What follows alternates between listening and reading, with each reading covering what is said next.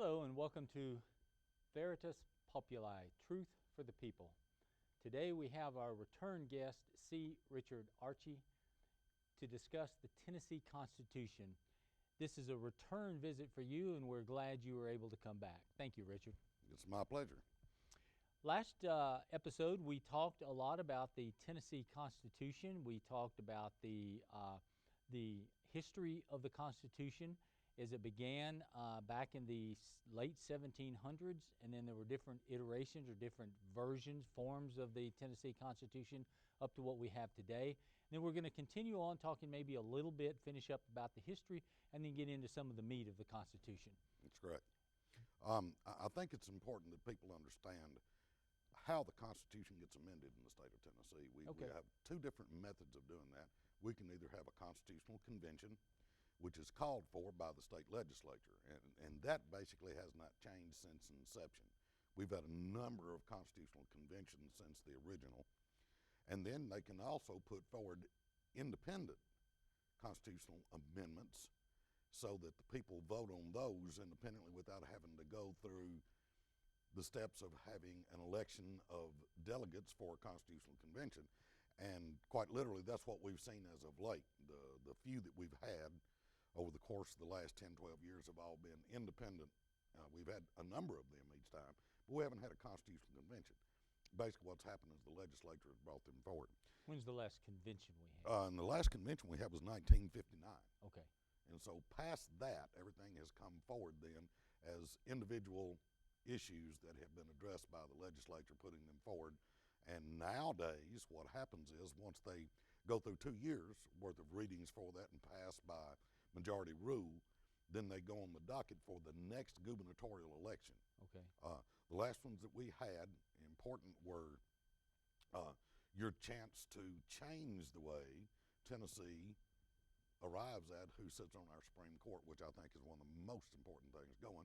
And prior to that, it was Article 6, Section 3 said that the Superior Court and Appellate Court justice shall be elected by the general population. Now that's an election like any normal person would think of an election. That's correct. Someone runs, they're put up.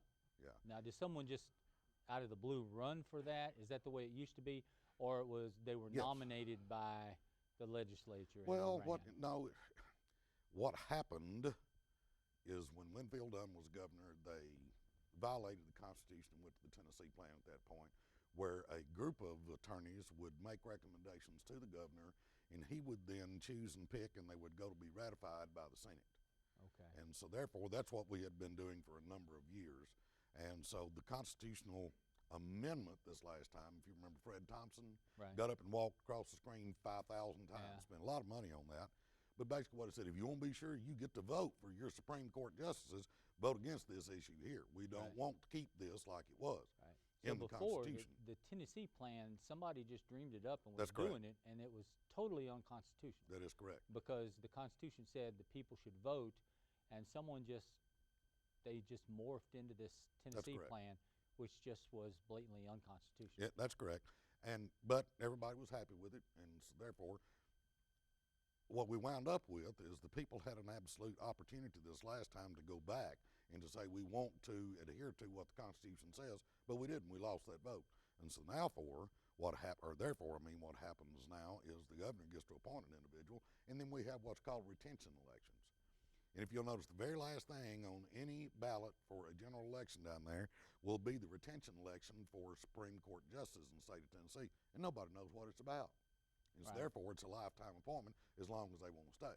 So someone is on the Supreme Court, and the last ballot that people vote on is it okay? Do you want these people to stay? Stay. And you don't most get people to say just who you want. Eeny, meeny, miny, mo. Okay. Yeah.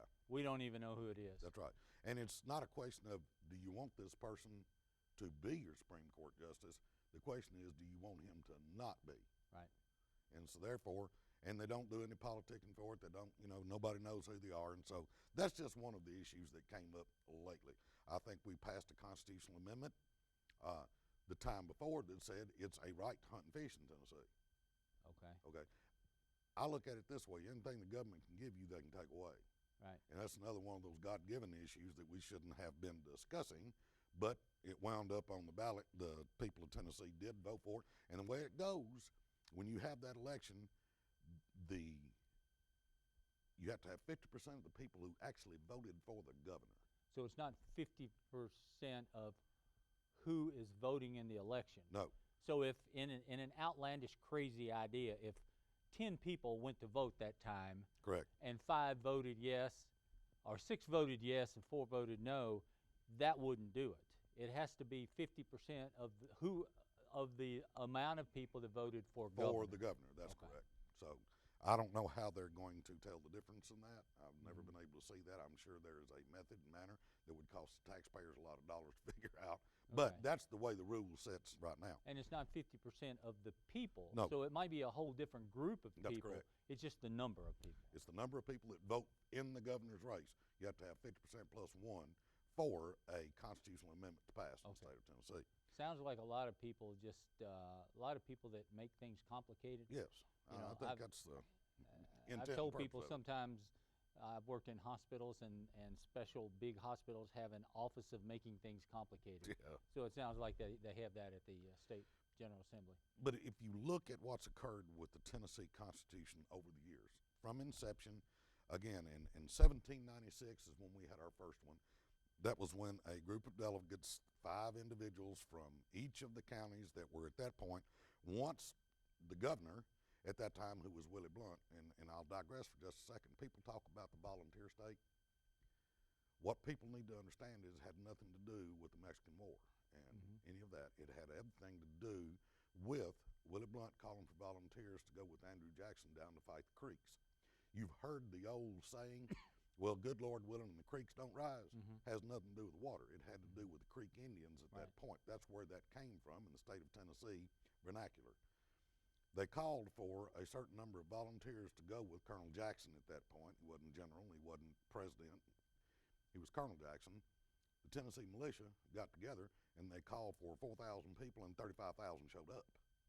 And so what we did was they went down and they fought the Creeks in the Battle of Horseshoe Bend. And that was actually the deciding battle, really, in the War of 1812.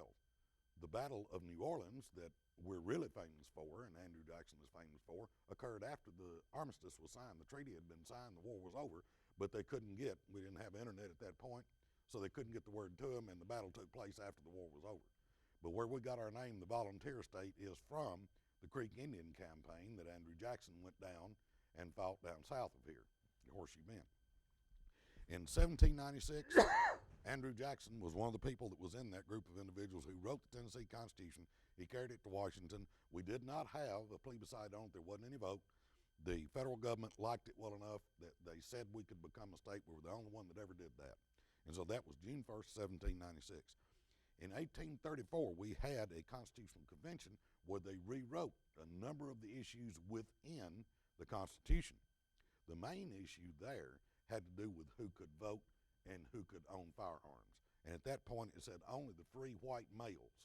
So that's what the 1834 Constitution is really known for. There were a few other things that changed, judges and how things were done in circuit courts and all those things, but they're kind of minutiae combined. In 1853, we had another Constitutional Convention in the state of Tennessee, and that's when we began to elect our Superior Court and Appellate Court judges. So from 1853 until 2 years ago, that's how long that lasted. In 1865, there was another Constitutional Convention that Andrew Johnson, who was the vice president who was elected after the war, called. And what they did at that point was they disenfranchised all of the Confederate soldiers who had been involved in the war, and they declared the secession edicts in the state of Tennessee unconstitutional. So literally got that done, and that allowed us back into the Union. We were the last to leave the Union in the Civil War. We were the first to rejoin. A lot of people don't understand that Tennessee history-wise, but that is a fact. In 1870, there was a constitutional convention that was called where we completely rewrote the Constitution of the state of Tennessee, and that was to, in fact, put it more in line with what the Union was requiring of those states that had seceded.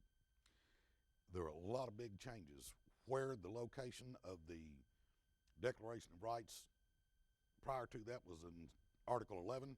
It came back, or in Section 11, it came back up to Article 1, and that's where it resides today. So the Declaration of Rights became independent of everything else, and it's at the first of the Constitution. Currently, as I was reading through this, the Article 1, it's sort of odd placement to me, but Article 1 is just full of, let's see, 35 sections. Yes, sir. That delineating rights, most of them are rights of the people. That's correct. So that used to be at the end. They moved it to the beginning. That's correct. Instead of it being Article 11, it's Article 1. And so Was there a reason for that they moved it in the front? I think they wanted to make sure that the people understood that their rights were paramount at that point. You have to understand the group of individuals that were elected as delegates to that were all ex-Confederates, and they were all Democrats at that point. And so one of the things that came out of that, they did change because it was a requirement of the federal government at that point. All males were given the right to vote. You still didn't have women didn't have the right to vote at that point, but all males. Now, they did institute a poll tax a little later on, which again kept blacks from being able to vote. It was a number of years down the road before there were equal rights in the state of Tennessee. But at that point, they said all males could vote, and that was a requirement of the federal government. Without that, they would not have approved our new Constitution, and so that was put in. It wasn't adhered to, but it was put in. Secondarily, the intent to go armed clause was put into our TCA code annotated, and for anybody who follows the way laws are done, they can become a public chapter after they've been passed by the legislature and signed by the governor, and once they become a public chapter, they're put in someplace. They amend a section of the Tennessee Code Annotated, which is the laws that we all live by, and that thing is huge now. Yeah. You know, it just grows every year. I've tried to look up laws for work and things like that, and it's just, wow, it's just huge. What they did was they modified 3917 1307, which is the intent to go armed clause that says if you leave at this time in 1870, if you leave your private property with a loaded firearm, or at that time with a knife with a blade of over 4 inches or a club, you're intending to be armed, and that's a criminal act. That's still in effect today. That has not been changed. They did take the knife with the blade of 4 inches off several years ago. Had a senator that wanted to carry that bill, and so they removed it. You can now carry a sword if you want to, without being guilty of intent to go armed in Tennessee. But if you carry a loaded firearm or a club off of your private property with the intent to go armed, that is a crime. They call it an offense in the TCA Code Annotated, but it is in fact a crime. That is really important because that was put in at that point by that group that had taken over the governance of Tennessee, was to make sure that the free black slaves could not be armed. And we still have that today. Now, they'll sell you a permit, which is basically a tax. And I will say this, that we saw when they figured out that they had overcharged the people of Tennessee who have handgun carry permits. From inception in 1995 until now, they've basically been overcharging them by 50%. They wrote a check from Department of Homeland Security back to the General Tax Fund. So does that prove that it in fact is a tax? I think it does. If there is a group of individuals in the state that they know how to get in touch with, it would be the handgun carrying people, because they got a database. They keep it up to date. They know exactly who overpaid that money. Why did they not at that point refund the over 50% charge that had been done to the state? Interestingly, this is a right that can be taxed and licensed. Yes. But if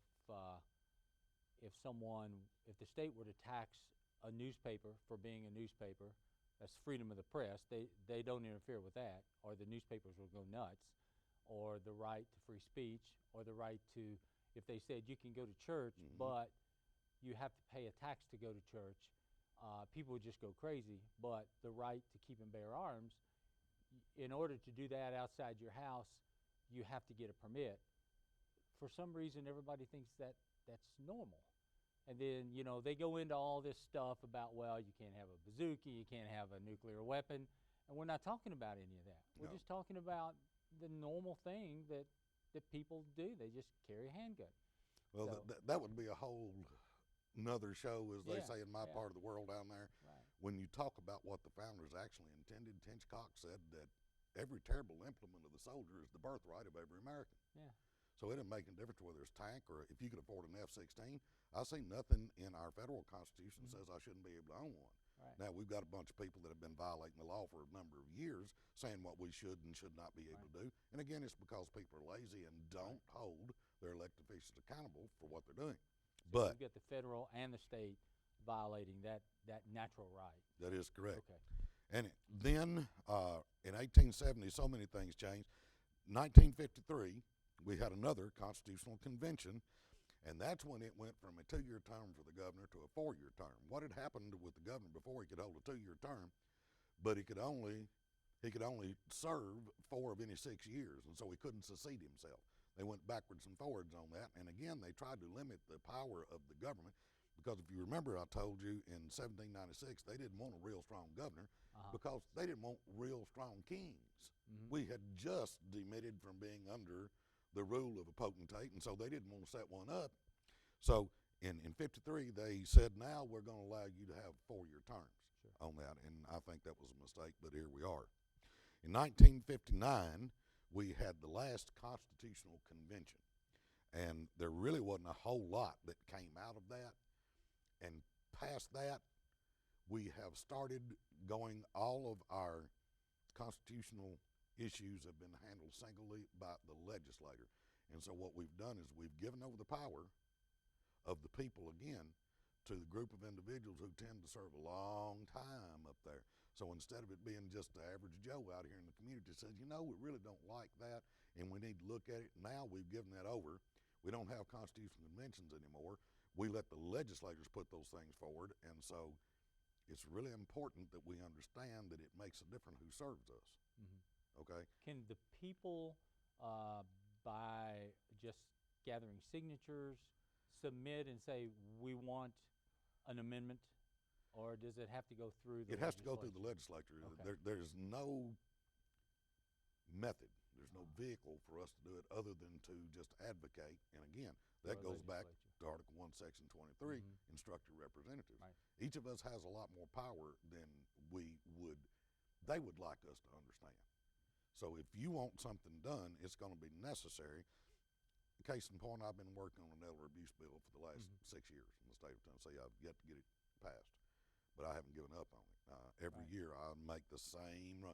I spend as much time at the legislature on that because I don't think it's right for an individual who moves in next door to your aged parents who are 85 years old and to terrorize them for 2 years and to put your mother who has early onset dementia in a grave without there being repercussions for it. Our legislature and our governor have not agreed to that. Now, they did pass an elder abuse bill this year that had a $4.3 million fiscal note on it, I believe, which means that the taxpayers have to fund that.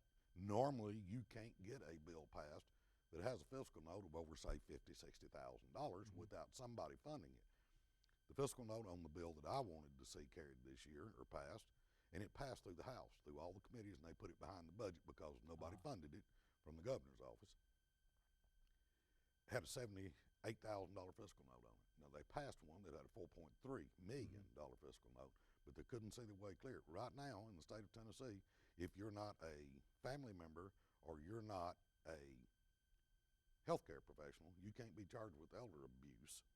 It's those two classes of individuals. I've been working to try to get that changed for a number of years, but I have been unsuccessful in doing it. The individuals, if I could get enough people to go up there with me, but nobody else has had this issue with their family, and so therefore it's difficult to get enough folks to go with you. It is going to be necessary that we find like-minded people on issues that are important. There is strength in numbers. We need to, grassroots is real important, and I think with this next coming election, that you've got senators' races in the state of Tennessee, you've got a governor's race in the state of Tennessee, every state representative is up. Of course, all the federal representatives are up. You're going to have a lot of interest in this next election. I think this is the absolute best time to exercise the power given to us in the Constitution. And you've got Article 1 of the current Tennessee Constitution in front of you. Would you read that for the folks right now? Which section? Article 1, Section 1. Okay. That all power is inherent in the people, and all free governments are founded on their authority, and instituted for their peace, safety, and happiness, for the advancement of those ends. They have at all times an unalienable and indefeasible right to alter, reform, or abolish the government in such manner as they may think proper. That's pretty telling as far as I'm concerned. Yeah. That is the first, and one of the reasons they moved up to the first of our Constitution is because it is absolutely so important that the people who are paying for it, the people who are supposed to enjoy the benefits of that good government, need to understand. If they'll just pick up and read the first section, all of a sudden what that does is tell you is that you have the power within you to affect those changes in government. If you abdicate those, if you're not involved, the only person who is responsible for that issue is yourself. And so it is my desire. I'm kind of Johnny Appleseed of the Tennessee Constitution. I do my best to go around and to talk to people and to get them excited, to let them understand that the power is within their grasp if they will but take it. Yeah. Let me go back real quick. I think 2 years ago I didn't even know what this term meant. So our viewers, you mentioned fiscal note. Yes. And I know we're not getting into laws and things, Right. but just real quickly, if someone comes up with a law that makes world peace, and all of the legislators want to vote on it, then it has to go through this process of checking a fiscal note. Correct. I didn't know this 2 years ago, but What it is, explain that. You have a group of individuals that are hired that are not elected representatives.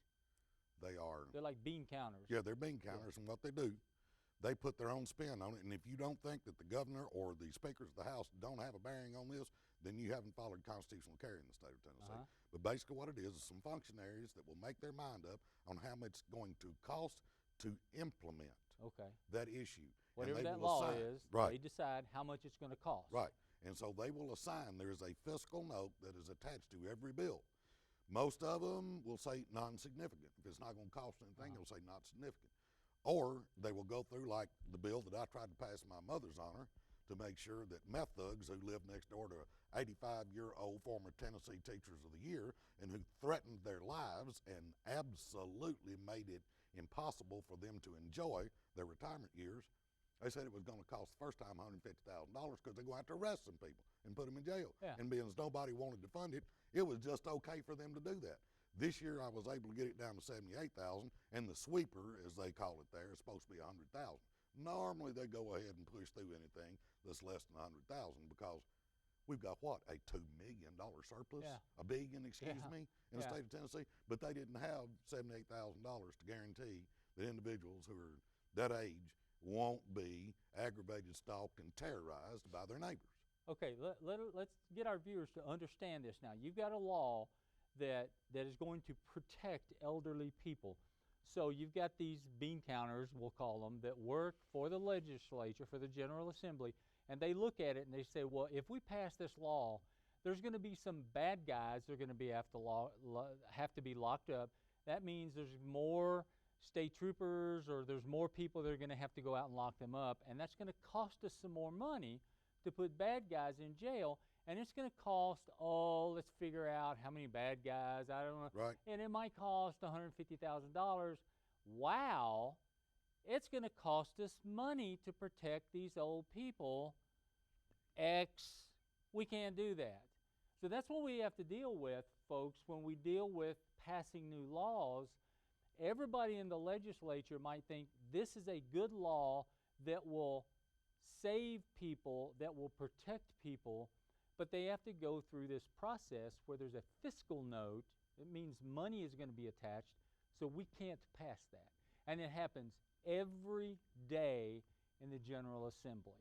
And they come up with things like, well, here's a law that's good, but if we pass it, we're going to have to change street signs, or we're going to have to change a sign that's in the building that says, you can't bring a gun in this building. We're going to have to change it to, you can bring a gun in this building, and that's going to cost us $200,000. So we can't pass this law because it's going to cost us money. So the law gets tossed out. That's the kind of thing we deal with. We call it the spurious fiscal note rule. Right. And So that's, the people that are in control that don't want a law passed, they go talk to these people, and of course, they claim that doesn't happen. yes, But if you arrange it where there's a fiscal note that's too much, the law gets tossed out. that's correct. That's the kind of thing that we deal with. That's correct. Interesting. Okay, we want to deal more with the Constitution. We've got a minute and a half left. We hope you'll be able to come again, which we've got you in the studio. We're not going to let you go. So we're going to do another, hopefully another show and talk more about, maybe a little bit more about the history, and then get into some of the depth of the articles of the Constitution of the state of Tennessee. We appreciate you being here. We got a minute left. We want to wrap up this part of the show. Let us know. Well, the thing that I think we need to do in the next episode is to deal with those things that I feel are pertinent right now that everybody needs to understand.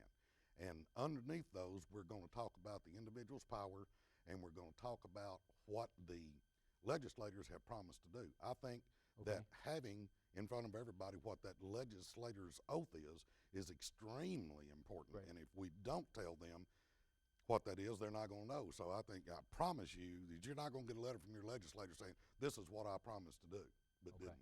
So I think it's inimical on us to educate people. Okay, great. Thank you all for tuning in to Veritas Populi. That word is Latin for truth for the people. And we talk about lots of things in the past. We've talked about handguns. We've talked about citizen involvement in government. We sort of lean in that direction because we want people to know that you don't have to just give up. You don't have to just say, I don't have a part in my government. And today we're talking about the Constitution. We're going to, in our next episode, talk more about the Tennessee Constitution. Hope you tune in then. Thank you.